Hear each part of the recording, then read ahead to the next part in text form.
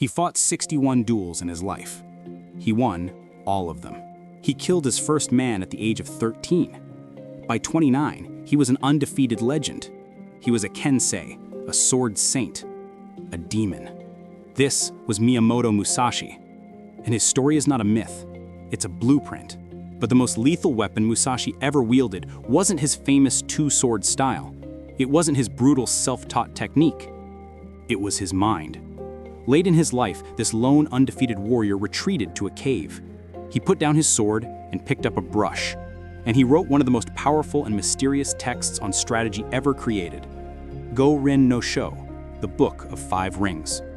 The first 4 books, Earth, Water, Fire, and Wind, are a masterclass in strategy, timing, and the dark psychology of combat. But it's the final 5th chapter that holds the true key to his power. It's a short cryptic text that has haunted warriors, philosophers, and CEOs for centuries. He called it the Book of the Void. Today, you will learn how a lone swordsman mastered this void, and how you can use his terrifying principles to master the battleground of your own modern life. First, you have to understand who Musashi was. He was not a calm, robed philosopher. He was born into chaos.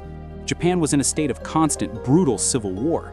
He was an orphan, a vagrant, a ronin, a masterless samurai. He was a brute. He was self-taught. He was utterly self-reliant because he had no other choice. His early duels were savage. He was a killer, not a strategist. But a transformation began. His duels became more and more effortless. The most famous duel was against Sasaki Kojiro, the most celebrated master in Japan. Kojiro was a technical genius. He had a perfect technique, a famous extra-long sword, and the backing of a powerful lord. He was the perfect warrior. Musashi did the unthinkable. He showed up late, a classic psychological power play. He arrived not with a perfectly polished sword, but with a crude wooden oar he had carved into a sword on the boat ride over. The duel was over in seconds. Kojiro, the master of form, was defeated by Musashi, the master of formlessness. Musashi shattered Kojiro's mind before the fight ever began. By being late, by bringing a disrespectful wooden oar, he destroyed Kojiro's perfectly rehearsed plan. Kojiro was fighting a man who wasn't playing by the rules. He was fighting a ghost. Musashi realized from this, the true battle is never with the sword. It is with the mind. And the ultimate mind state for victory is the void. The void, or ku in Japanese, is not nothingness. It is not a dark, empty space. The logical fixer mind, the ego, is terrified of the void because the ego is a collection of plans, of memories, of fears, of identities. The ego is the noise. The void is the absence of that noise. It is the mind before the first thought. It is the mind before you've created a plan.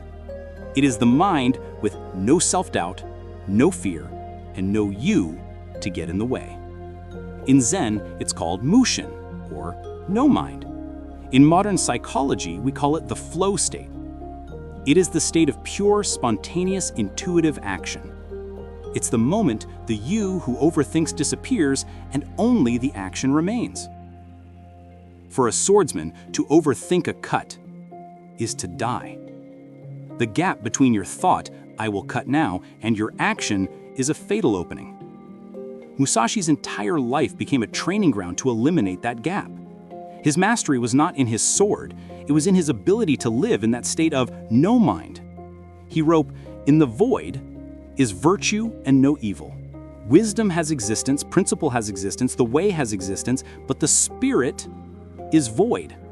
In other words, your skills are there, your strategy is there, but the you, the noisy, doubting, fearful part, is gone. So how did he do it? He didn't just fight, his entire life was a system for mastering the void. Here are his mind hacks. Mind hack number 1, kill your attachments. Musashi was a true lone wolf. He had no home. He had no master. He refused to join any lord's army. He had no possessions, save for his swords and his tools. Why? Because attachments are weakness. If you have a perfect reputation to defend, you are not free to act. If you have a perfect morning routine to follow, you are rigid and cannot adapt. If you have a perfect plan, you are like Sasaki Kojiro, doomed to fail when reality changes. Your ego, your personal brand, your rigid beliefs, these are your attachments. They are the noise that fills the void. Musashi killed them one by one. He made himself formless like water, so he could not be predicted. A man who has nothing to defend is free to attack from any angle. He is truly self-reliant. Mind hack. Number 2. Do nothing that is useless. This is one of his most famous principles, but this is not a modern productivity hack. The most useless things you do are not scrolling on your phone. The most useless things you do are worrying, fearing, and doubting. The voice in your head that says, "What if I fail? What if I look stupid? I'm not ready." That is the useless action. Musashi trained his mind to cut off that voice instantly. It was a wasted, useless movement of the spirit. He viewed overthinking as a fatal tactical error. Mastering the void is not about thinking your way to a solution. It's about silencing the useless thoughts so your trained intuitive mind can act with the speed of a sword cut. Mind hack number 3, perceive that which cannot be seen. In his later years, Musashi stopped his duels and became a master painter, sculptor, and calligrapher. Why would a demon killer do this? He wasn't retiring, he was training. He was training his mind to perceive the underlying principle or rhythm of all things. He saw that the rhythm of a perfect brushstroke was the same rhythm as a perfect sword cut. The rhythm of carving a statue was the same as the rhythm of a battle. The amateur sees the details. The master sees the underlying pattern. By mastering the void, Musashi could step back from the noise of the world and see the pattern of reality itself. He could see his opponent's intention before it became an action. This is the ultimate strategic advantage. You are not Miyamoto Musashi. Your battles are not fought with steel. Your duels are in the boardroom, in a negotiation, or in the silent 2 a.m. battle with your own useless thoughts, your anxiety, your self-doubt, your imposter syndrome. These are your opponents. To master the void is to master this battle. It is the art of killing your attachments to your ego and your perfect plans. It is the discipline to cut off the useless overthinking voice in your head. And it is the wisdom to see the pattern behind the chaos. This is the true path of the lone warrior. The void is not a dark, nihilistic nothing. It is the silent, empty, fertile space from which all perfect, spontaneous, and victorious action is born. It is the discovery that your true self is not the noise in your head, it is the unbreakable silence behind it.